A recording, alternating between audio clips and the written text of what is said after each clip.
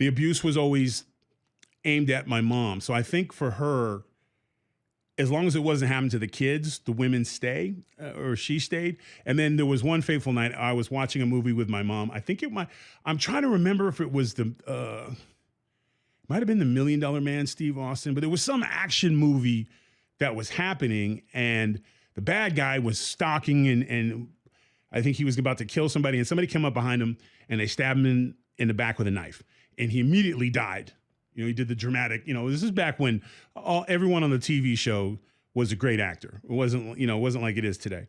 So he gets stabbed and he does the thing and he dies. And I thought to myself, the next time that my biological father hits my mom, I'm going to do that. And that'll put a stop to all this.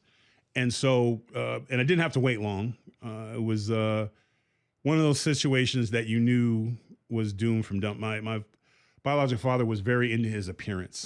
It was very important to him. He thought he was a very attractive man, and he would tell anyone who would listen to him. And because he wasn't as light as me, he was darker, but he had reddish hair and he had my colored eyes. So he was a dark brother, but he had the blue eyes. So he was, in his mind, he was pretty. And he would talk about, he would do impersonations of Muhammad Ali and talk about how pretty he was and whatnot. And he wanted his hair braided. And he's asking a young white woman who grew up in a white neighborhood to braid his hair. Yeah, that's going to go well.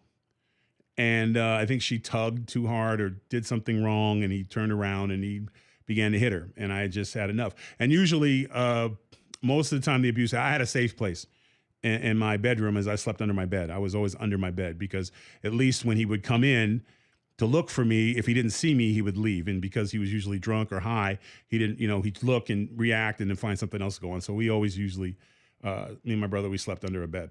But he took it too far and he was hitting her, and I ran in the kitchen and I got a steak knife and I ran up behind him and I went to stab him in the back, but actually I hit him in the ass. And I did not get the effect that I thought I was going to get. He did not just crumble on the floor. He was furiously, monstrously pissed off. Turned around, he backhanded me, and I got one from the doctors being born, and I got one from my father. He banged up my orbital socket pretty good.